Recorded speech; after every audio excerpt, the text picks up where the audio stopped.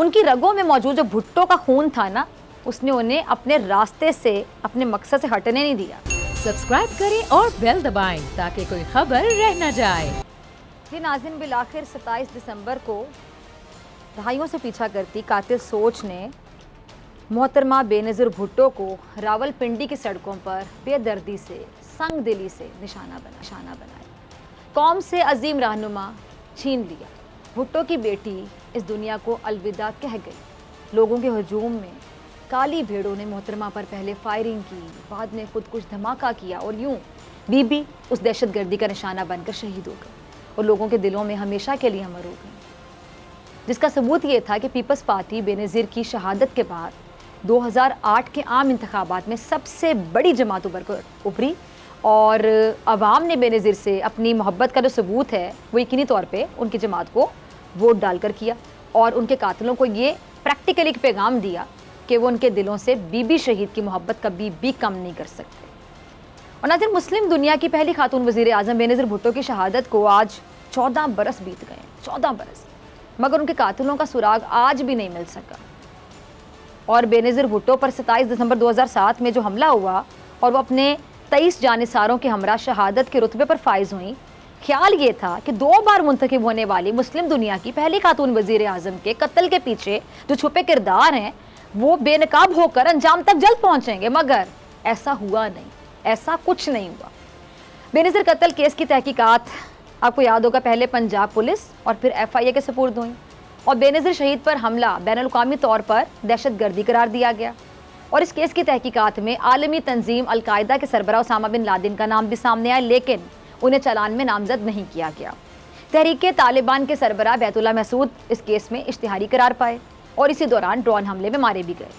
अब इसी केस में कलअदम तहरीके तालिबान और दहशतगर्दी की इस कार्रवाई से मुबैना तौर पर जुड़े मुलजिमान एतजाज़ शाह, शेर ज़मान, हसनैन गुल और मोहम्मद रफ़ाकत और रशीद अहमद भी 9 साल तक गिरफ्तार रहे, 9 साल तक। इसके अलावा 2 पुलिस अफसरान सऊद अजीज़ और खुरम शहजाद को जाए वक़ुआ धोने के इल्ज़ाम में केस में नामजद भी किया गया था, आपको याद होगा।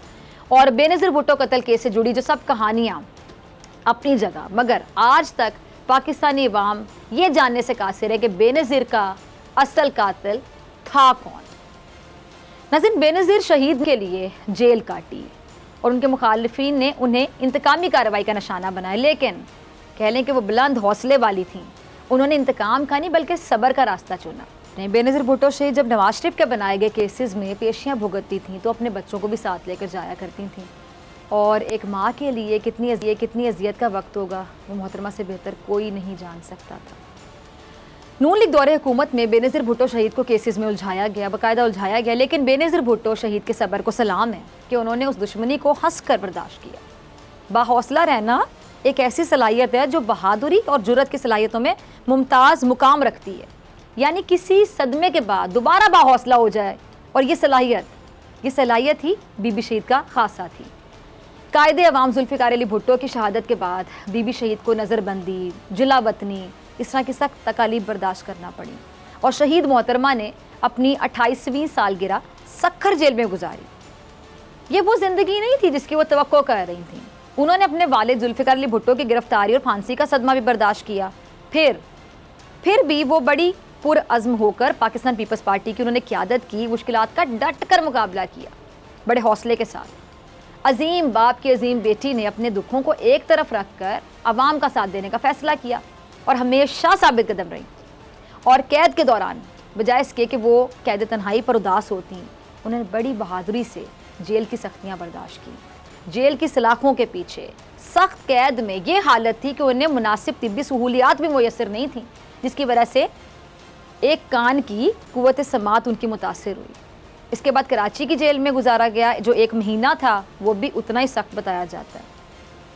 अच्छा, बीबी शहीद अपनी जिदोजहद में भी ना बेनज़ीर थी, सही था उनका नाम बेनज़ीर, और ज़िंदगी की आखिरी सांसों तक हर जालिम, हर जाबिर के सामने डटी रही। वो इतनी मजबूत खातून, एक औरत इतनी उनकी रगों में मौजूद जो भुट्टो का खून था ना, उसने उन्हें अपने रास्ते से, अपने मकसद से हटने नहीं दिया। अच्छा, बेनज़ीर शहीद का ये भी मानना था कि जो सियासी कुव्वतें हैं सियासी कुव्वतों ने जमहूरियत को नुकसान पहुंचाया और वो जमहूरियत को बचाने के लिए वतन वापस जाना चाहती हैं। बिलावल अवाम को बेनज़ीर भुट्टो का जो नज़रिया है वो समझा रहे हैं, लेकिन कुछ लोगों को कह लें कि बीबी शहीद के नज़रियात से इतना शदीद इख्तिलाफ था कि उन्होंने दलील से बात करने की बजाय बंदूक से बात की। लेकिन अब वक्त आ गया कि हमारे जो सियासी बेनज़ीर भुट्टो शहीद की ज़िंदगी और सियासत से कुछ सीखें, सबक सीखें। सियासी मुखालिफत में जमहूरियत को ख़तरे में ना डालें, मुल्क का सोचें, अवाम का सोचें, पाकिस्तान का सोचें। सड़कों की सियासत की बजाय पार्लिमानी सियासत को फ़रोग़ दें। और यही पीपल्स पार्टी की आज की सियासत है और यही बीबी शहीद का नज़रिया भी था, क्योंकि वो जानती थी कि गैर पार्लिमानी सियासत से जमहूरियत का दीन जलेगा, ना मुल्क का निज़ाम चलेगा। इसलिए अब भी यही रवैया इख्तियार करना होगा, वरना ऐसे नहीं चलेगा।